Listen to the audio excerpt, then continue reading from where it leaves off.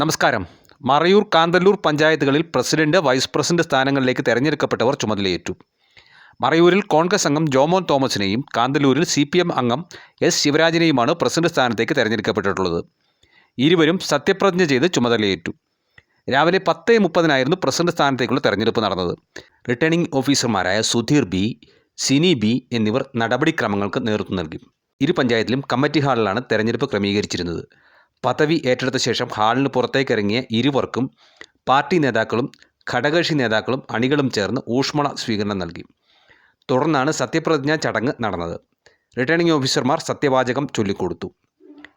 Tourism, കാർഷിക മേഖലകൾ ഉൾപ്പെടെ പഞ്ചായത്തിൻ്റെ സമസ്ത മേഖലയിലും വികസനം എത്തിക്കാൻ താൻ പരിശ്രമിക്കുമെന്നും ഇക്കാര്യത്തിൽ കക്ഷിരാഷ്ട്രീയ ഭേദമന്യേ എല്ലാവരുടെയും പിന്തുണ ആവശ്യമാണെന്നും ജോമോൻ തോമസ് പറഞ്ഞു.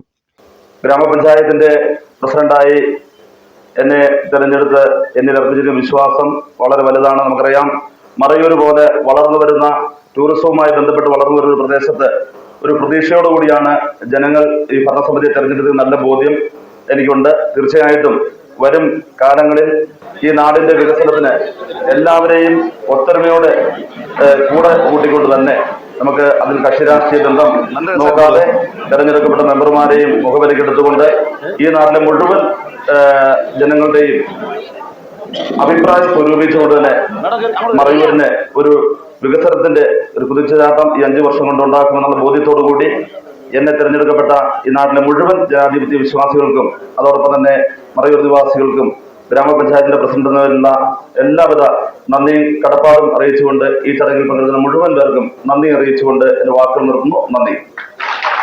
സ്വീകരണത്തിന് ശേഷം നടന്ന അനുമോദന യോഗത്തിൽ സംസാരിക്കവെയാണ് അദ്ദേഹം ഇക്കാര്യം വ്യക്തമാക്കിയത്.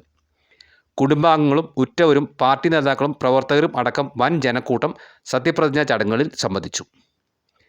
വിദ്യാഭ്യാസ രംഗത്തും അടിസ്ഥാന സൗകര്യ വികസനത്തിനും മുൻഗണന നൽകുമെന്ന് കാന്തല്ലൂർ പഞ്ചായത്ത് പ്രസിഡന്റായി തെരഞ്ഞെടുക്കപ്പെട്ട ശിവൻരാജ് പറഞ്ഞു. நிறைய காரியங்கள் நமக்கு செய்ய வேண்டியதற்கு முழுமையும் படிப்படியாக இதை படித்து புரிந்து கொண்டு உங்களுடைய விகசன பிரவர்த்தனம் நல்ல ரீதியாக போதுக்கு எல்லா விதமான இங்கே இருக்கக்கூடிய, அதாவது ஒரு ஜனப்பிரதி மட்டுமில்லை, நான் படித்த ஒரு காரியம், இந்த நாட்டுக்கு சேவை செய்யக்கூடிய ஆளுகள் சொல்லக்கூடியது ராஷ்டிரியத்தினுடைய தலைவர்மார்கள் அவங்களுடைய உழைப்பு இந்த பகுதியில் நிறைய இருக்குது.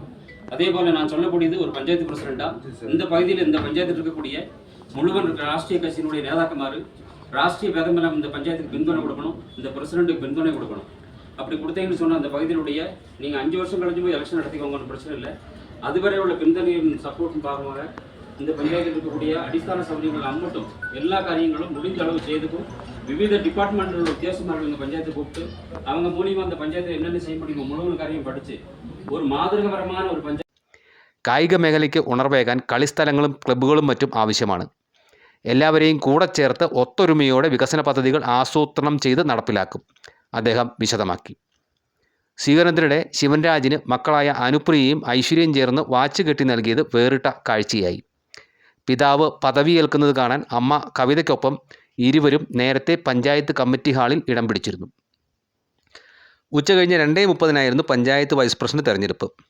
മറയൂരിൽ കോൺഗ്രസ് അംഗം ദീപ അരുൾ ജ്യോതിയും കാന്തല്ലൂരിൽ CPM അംഗം സത്യ രാജനുമാണ് വൈസ് പ്രസിഡന്റ് സ്ഥാനത്തേക്ക് തെരഞ്ഞെടുക്കപ്പെട്ടുള്ളത്. ഇരുവർക്കും പാർട്ടി പ്രവർത്തകരും ഘടകകക്ഷി നേതാക്കളും ചേർന്ന് ഊഷ്മള സ്വീകരണം നൽകി. പടക്കം പൊട്ടിച്ചും മധുരപലഹാരം വിതരണം ചെയ്തും മറ്റും പാർട്ടി പ്രവർത്തകർ ആഹ്ലാദം പങ്കിട്ടു. News desk, Marayoor vision.